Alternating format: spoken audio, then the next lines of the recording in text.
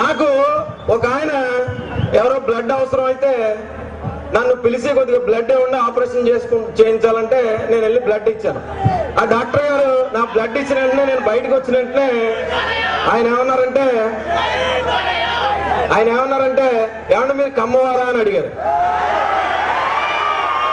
ఇదేంటి విచిత్రం, నేను చెప్పలేదు, నా కులం ఏంటో తెలియదు, మీరు ఎలా చెప్పారు సార్ అంటే చెప్తా మీ బ్లడ్ లో రక్త కణాలన్నీ కూడా క్రమశిక్షణతో వెళ్తున్నాయండి. అలాంటి అద్భుతమైనటువంటి రక్తం ఉంది. దయచేసి రక్తం ఎవరికి పెడితే వాళ్ళకి ఇవ్వద్దు. నేను ఇంకో ఉదాహరణ చెప్తాను. ఎందుకంటే ఒక ఆయన పార్టీ పెట్టాలనుకుని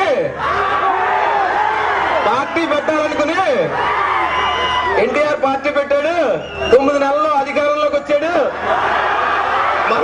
మనం కూడా పార్టీ పెట్టాలి అని ఒక 10 మందిని పిలిచాడటండి. పిలిస్తే నీ వల్ల కాదు, నువ్వు హిమాలయాలకు వెళ్ళి తపస్సు చేయమని చెప్పారట. అక్కడికి వెళ్ళి తపస్సు చేశాడు.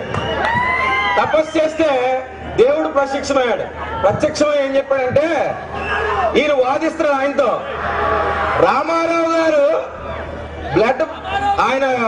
గారు పార్టీ పెట్టారు, 9 నెలల అధికారంలో తీసుకొచ్చారు, మరి నేనెందుకు పెట్టకూడదు, నాకెందుకు అవకాశం అని అడిగాడంట. అడిగితే దేవుడు చెప్పాడు ఏమనంటే, ఆయన వెనకాల కమ్మ వాళ్ళు ఉన్నారయ్యా, నీకు ఒక ఆప్షన్ ఉంది, నువ్వేం చేస్తావంటే నీకు అవకాశం ఉంటే కమ్మ వాళ్ళందరినీ నీ పార్టీలో జాయిన్ చేసుకో అన్నారట. అంటే ఈయన ఏమనంటే వాళ్ళందరూ నా పార్టీలో రారండి అని చెప్పాడట. అయితే ఓ పని చేయి, నువ్వు ఏదో రకంగా కమ్మాల బ్లడ్ తీసుకుని నీ ఓళ్ళకి ఎక్కించుకో. దర్శనం లేదు. ఈయన కూడా ఈ పార్టీ పెడదాం అనుకున్న వ్యక్తి కూడా అక్కడ పోయాడు. ఏదో రకంగా నాకు ఆ కమ్మోలు బ్లడ్ కావాలని వెళ్తే భగవంతుడు ప్రత్యక్షమైతే ఈ జనాలందరినీ చూసి వీళ్ళందరికీ ఒకేసారి మనం నిన్ను వరాలు ఇవ్వలేమని చెప్పి ఈ గుంటూరు ఇక్కడికి తీసుకొచ్చి వీళ్ళందరినీ ఒక గ్రౌండ్ లో కూర్చోండి, మీరు మీకు ఏం కావాలో ఇచ్చేస్తామని చెప్పి కూర్చోబెట్టాడు. కూర్చొని ఆయన అడిగాడు అనమాట. వచ్చేటప్పుడు బంగారం డబ్బు అంతా తెచ్చాడు. ఒక్కొక్కరిని లేపు అడుగుతుంటే నీకేం కావాలంటే అందరూ కూడా మాకు ఈ జన్మ చాలు, వచ్చే జన్మలో నన్ను కమ్మోడి కింద పుట్టించమని అడిగారు. మరి వెంకటేశ్వర స్వామి ఈజ్ నాట్ అన్ అడ్మినిస్ట్రేటర్, ఆయనకి సంబంధం లేదు. ఆయన ఏం చేశాడు, వెంటనే బ్రహ్మదేవుని పిలిచాడు. ఏమయ్యా అవకాశం ఉందో వచ్చి జన్మలు అందరినీ కమ్మోలుగా పుట్టించాడు. సార్ నా దగ్గర మెటీరియల్ లేదని చెప్పాడు. వెంటనే గవర్నమెంట్ లో ఉన్నటువంటి చీఫ్ సెక్రటరీ గారు 4 నెలలు పిలిచాడు. మత మార్పిడిలా కుల మార్పు ఏమైనా ఉందా, ఇక్కడ ఈ పార్టీ పెట్టాలనుకున్న ఆయన ఉన్నాడు, సంకల్ కూడా వేసుకుంటున్నాడు, మనకు వచ్చేది వీళ్ళంతా. అయితే ఆయన ఏమన్నాడంటే, ఇప్పుడు ఉన్నటువంటి ఈ కొద్ది జనాభా యొక్క తెలివితేటలకు మేము తట్టుకోలేకపోతున్నాం, మొత్తం అందరూ వాళ్ళైతే మేము అసలు తట్టుకోలేమండి, దయచేసి మేము అది సాధ్యం కాదని చెప్పారు.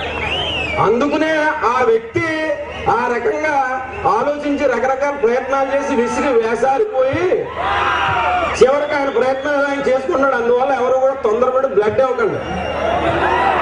మన పిల్లలు మీరు అబ్జర్వ్ చేశారు లేదో, మన పిల్లలకి మనం బూస్ట్లు హార్లిక్స్లు ఏం అవసరం లేదు, పుడితే ఆటోమేటిక్ గా పెరిగిపోతా ఉంటారు. అది అలాంటి కమ్మ పిల్లలు మనం పుట్టాం. అందుకనే నేను ఏమంటానంటే, మేము కమ్మ వాళ్ళం, మేము గొప్ప వాళ్ళం, మేము కమ్మ వాళ్ళం, మేము ఎంతో గొప్ప వాళ్ళం, మేము పాలకులం, మేము పాలితులం, మేమంతా సైనికులం, విశ్వజన ప్రేమికులం, ప్రపంచ శాంతి కాముకులం, నడతలో మేమంతా నందమూరి వారసులం, నమ్రతలో వినమ్రతలో మేమంతా పరికాలకు అనుచరులం, తరతరాల చరిత యుగ యుగాల భవిత. నేను ఏమంటానంటే, ఈ సృష్టికర్త అయిన బ్రహ్మదేవుడు కూడా కమ్మవాడే, లేకపోతే ఆయనకి అంత స్వార్థం ఉన్నదండి. నేను ఒక విషయం, సర్వేంద్రియానం నయనం ప్రధానం ఉన్నారు. నేనేమంటానంటే సర్వకులాయం కమ్మకులం ప్రధానం.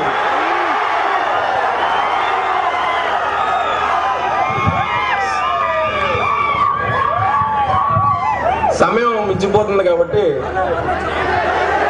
చాలా ఉత్సాహంగా ఉన్నారు.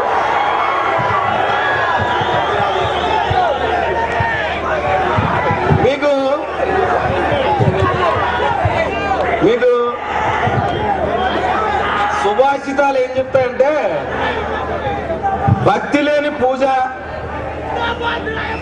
శీలం లేని మనిషి, వినయం